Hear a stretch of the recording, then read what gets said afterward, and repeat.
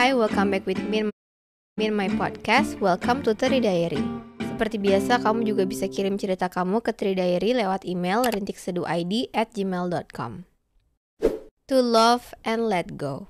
Sebuah cerita dari hati yang pernah patah. Setelah kisah cinta 3 tahun berakhir di 2022, aku mengira itu sudah titik finish dari semua rasa. Bahkan ketika tubuhku terbaring di rumah sakit karena kecelakaan, karena ingin memberi kejutan ulang tahun, yang kudengar hanya, "No one asked you to do this." Hari itu, I pressed the stop button. Aku berhenti berharap.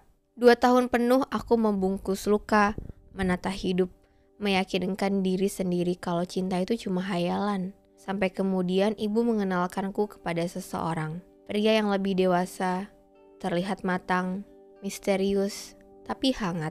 His quiet charisma felt like sunrise after a very long night. Dari notifikasi Instagram, candaan, mas-mas pecel lele, sampai akhirnya kami bekerja di gedung yang sama. Saat pertama kali dia menawari pulang bareng, aku sempat grogi. It's been too long since someone made my heart race just by waiting at the gate. Lalu hari-hari kecil itu mulai tumbuh. Makan siang berdua di kantin yang sama, jalan bareng sepulang kerja, kadang nonton film diem-diem karena di kantor dia atasan dan aku cuma remahan rengginang. Boncengan malam-malam sambil aku peluk dari belakang. It felt like home. Perlahan, aku membuka hati. Dan ketika aku mulai bertanya, "Are we something?" Dia justru menarik diri. "I'm not ready. I have trauma." Saat itu, I froze. All those lunch breaks, the quiet drives, the side glances in the elevator, did they mean nothing? Kalau kamu belum siap, kenapa kamu bawa aku sejauh ini? If you were not ready, why did you take my heart this far? Kenapa harus aku yang kamu libatkan dalam semua kebingungan kamu? Aku mulai merasa seperti bayangan, seperti penumpang tidak diundang di dalam perjalanan seseorang yang bahkan belum tahu tujuannya sendiri. Dia bilang aku bisa nunggu, tapi aku bertanya dalam diam, am I waiting or am I just getting used to being without you? Kemudian semua jadi hening. Pesan tidak dibalas, panggilan tidak terjawab, hingga lebaran pun tanpa kabar. Aku mencoba kuat, mencoba tetap mengerti bahwa he's busy, it's peak season, he's tired. Tapi bahkan orang yang paling sibuk pun akan meluangkan waktu untuk hal yang penting kan.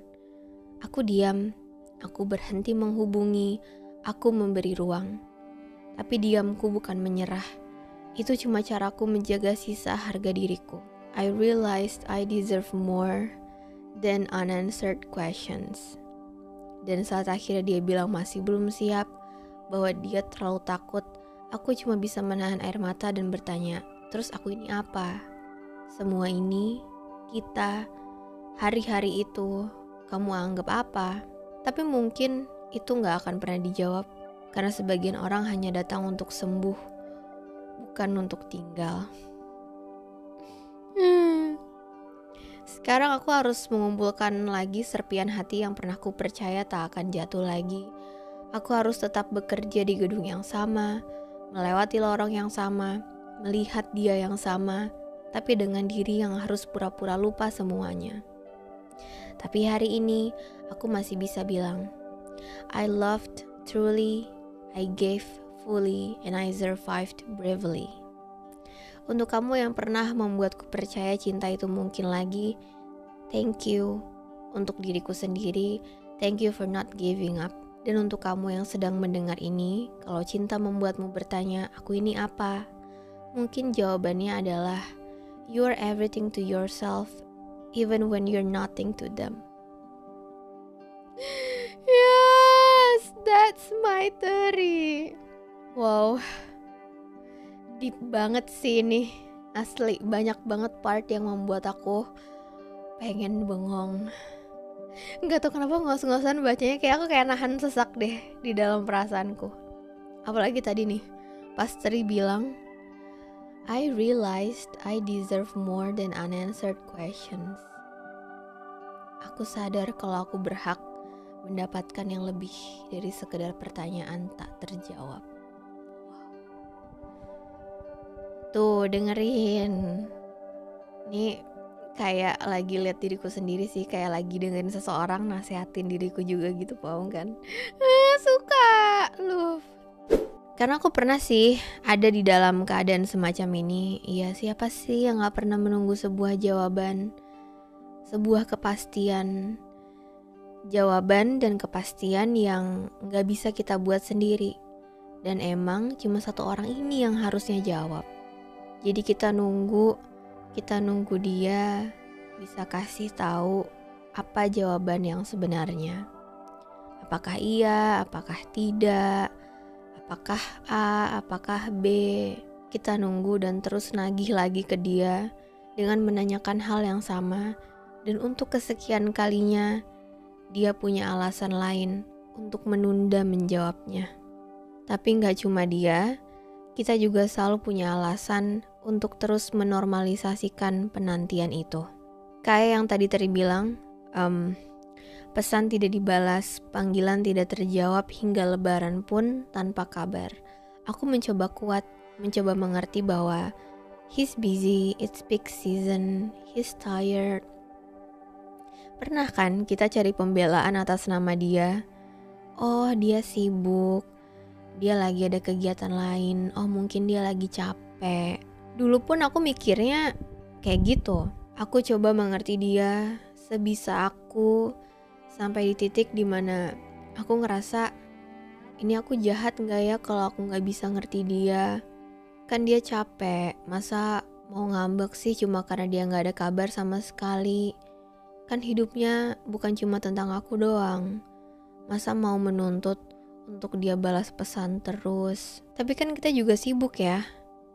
Kita juga ada hal lain tapi masih selalu menyempatkan. Kan kita sama-sama punya 24 jam ya. Masa dalam kurun waktu itu 1 menit aja gak ada. Dan situ aku sadar kalau aku gak cukup jadi sesuatu yang bisa mengalihkan capeknya. Aku gak sepenting itu untuk jadi sesuatu yang bisa dia sempatkan untuk beri kabar. Aku gak cukup untuk jadi sesuatu yang dia mau untuk bisa membuat dia mencari aku. Aku ngerasa cukup buat diriku sendiri. Tapi kalau buat dia, aku gak cukup ternyata. Dan itu alasannya kenapa aku pergi. Itu kenapa Tri pengirim cerita hari ini juga memilih hal yang sama. Karena menurutku, sejatinya selalu ada jawaban, selalu ada penjelasan, selalu ada waktu kalau kaitannya sama orang yang kita sayang. Dan aku mau mengutip tulisan Tri sekali lagi, karena sebagian orang hanya datang untuk sembuh, bukan untuk tinggal. Ini aku kena banget lagi.